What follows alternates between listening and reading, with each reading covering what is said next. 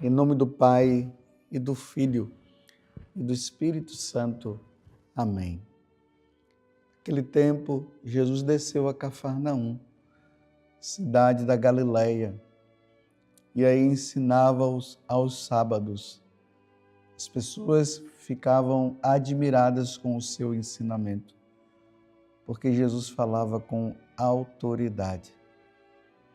Na sinagoga havia um homem possuído pelo espírito de um demônio impuro, que gritou em alta voz: "Que queres de nós, Jesus Nazareno?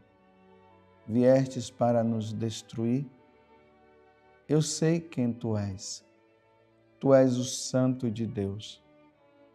Jesus o ameaçou, dizendo: "Cala-te e sai dele." Então o demônio lançou o homem no chão, saiu dele e não lhes fez mal nenhum.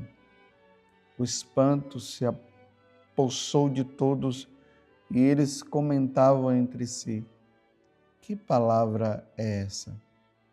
Ele manda nos espíritos impuros com autoridade e poder, e eles saem." E a fama de Jesus se espalhava em todos os lugares da redondeza. Palavra da salvação. Glória a vós, Senhor. Meus irmãos e minhas irmãs, estamos no Evangelho de São Lucas, capítulo 4, do versículo 31 a 37.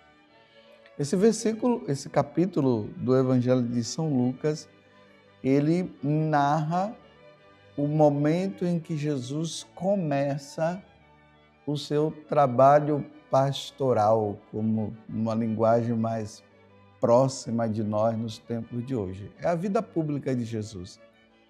Aí, no início do capítulo 4, Jesus é batizado, depois ele é tentado pelo demônio, depois ele, cheio do Espírito Santo, ele vai para a cidade de Nazaré, no sábado também. Ele lê a passagem do livro do profeta Isaías. Ele fala que tudo aquilo que está no livro do profeta Isaías se realizou na vida dele, ou seja, ele estava dizendo que ele era o Messias que Isaías havia anunciado. O povo de Nazaré não aceitou o que Jesus havia falado e quiseram jogar Jesus no precipício. Então Jesus sai, passa pelo meio deles e ele vai para Cafarnaum. E a primeira situação que Jesus encontra na sinagoga de Cafarnaum é o demônio. O demônio que possuía uma pessoa. Um demônio impuro que aqui fala. E o demônio, com ele, conhece Jesus, porque antes dele se tornar o demônio, antes dele se tornar o diabo, que existe Lúcifer, que é o diabo, e existem os demônios. Eles serviam a Jesus no céu, porque eles viviam no céu. E aí houve uma rebelião no céu, eles foram expulsos. É por isso que eles, por serem espíritos malignos agora, já não são espíritos perfeitíssimos, espíritos bons, já não são mais os anjos. Eles conseguem enxergar naquele homem a pessoa de Jesus Cristo, a pessoa de Deus, melhor dizendo. O povo não conseguia ver a natureza divina de nosso Senhor Jesus Cristo. Eles só viam a natureza humana. Por isso que eles identificam o filho do carpinteiro, o filho de Maria, mas eles não conseguiam identificar a natureza divina, porque era preciso ter olhos espirituais para reconhecer e poder ver. mas era através dos milagres que Jesus iria mostrar quem ele é. Então, quando Jesus chega na sinagoga, o povo olha e vê o filho de José, o filho de Maria. Já os demônios, não. Veja como é que eles dizem: o que queres de nós, Jesus Nazareno? Viestes para nos destruir? Eles estão fazendo uma pergunta que, dentro dessa pergunta, já existe a resposta. É isso mesmo, Jesus veio para destruir as obras do diabo. Foi isso que Jesus veio fazer.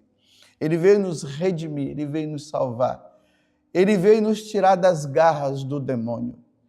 O demônio que nos seduz facilmente. Isso devido à nossa fraqueza, à nossa natureza enfraquecida, à nossa inteligência obscurecida. Então, na pergunta já está a resposta. Aí agora eles dizem, eles vão identificar a pessoa de Jesus. Eu sei quem tu és. Tu és o Santo de Deus. Os demônios mostram, eles falam para aquelas pessoas que estavam na sinagoga de Cafarnaum, embora eles não quisessem, eles, pela fala deles, eles dizem quem Jesus é. Tu és o Santo de Deus. E Jesus o ameaçou, dizendo, cala-te e sai dele, porque não são os demônios que têm que identificar Jesus, somos nós. Nós é que temos que reconhecer a divindade de nosso Senhor Jesus Cristo. Nós é que precisamos reconhecer o senhorio de Jesus. Nós é que precisamos conhecer que o Filho de Maria, ele é Deus, ele é o Senhor. Mas os demônios estão aí, querendo nos destruir. Eles vieram para nos destruir, mas nós temos o Salvador. Nós temos o Senhor. E aí Jesus, como ele é Deus, ele expulsa o demônio daquele homem e o povo fica maravilhado, vendo essa autoridade de nosso Senhor Jesus Cristo. Meus irmãos, nós vivemos num tempo difícil, onde o demônio, ele não quer ser reconhecido, porque ele não sendo reconhecido, ele vai poder fazer a obra maligna nele na nossa vida. Porque o que é que o demônio quer? Ele quer nos destruir. João 10, versículo 10. O demônio veio para nos roubar de Deus, destruir a nossa vida e depois matar a nossa alma. É isso que o demônio quer. A missão do demônio é essa. Ele quer nos tirar de Deus e levar-nos para o inferno que foi criado para ele. E uma das artimanhas do demônio é levar-nos a acreditar que ele não existe. No decorrer da história da igreja, os filósofos e até teólogos começaram a dizer que o demônio não existe. O demônio existe, meus irmãos. Ele está aí. Ele está trabalhando e fazendo de tudo para nos destruir. Mas graças a Deus nós temos um Salvador. Nós temos Jesus Cristo. Por isso nós precisamos nos apoiar em Jesus. A nossa vida precisa ser voltada para Deus. E aí a vida de oração. As confissões têm que estar em dia. A vida sacramental, principalmente a celebração da missa, nós não podemos deixar de participar da missa. A leitura da Sagrada Escritura, a leitura da vida dos santos, tudo isso nos leva a vivermos um fortalecimento. Aí nós somos fortalecidos por Deus através desses atos e o demônio é enfraquecido, aí ele não vai ter força para nos vencer. Mas se a gente leva uma vida errada, uma vida longe de Deus, só o fato de levar uma vida errada e longe de Deus já tem a ação do demônio na vida. O Evangelho não diz como é que foi que esse homem deixou-se possuir pelo diabo, pelo demônio. Não se tem. Mas o demônio, ele é sutil. Como é que ele entra na nossa vida? Através de filmes de terror,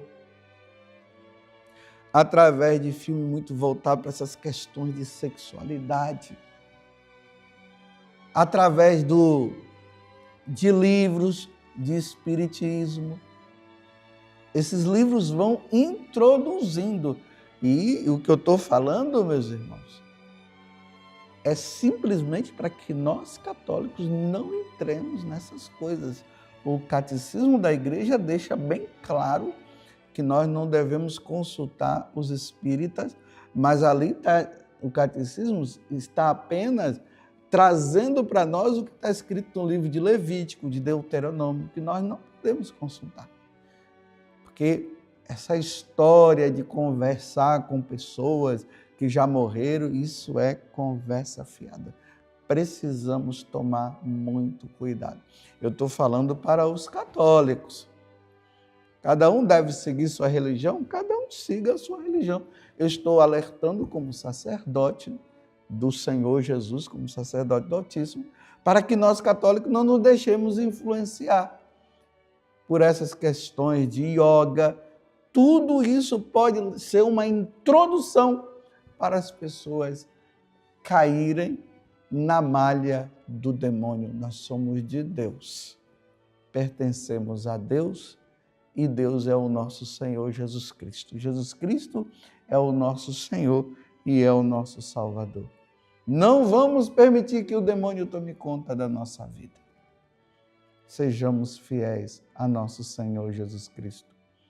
Louvado seja nosso Senhor Jesus Cristo, para sempre seja louvado, e a sua mãe, Maria Santíssima, e desça sobre você a bênção de Deus Todo-Poderoso, Pai, Filho e Espírito Santo. Amém. Vamos fugir dessas coisas que estejam relacionadas ao ocultismo, porque isso não vem de Deus.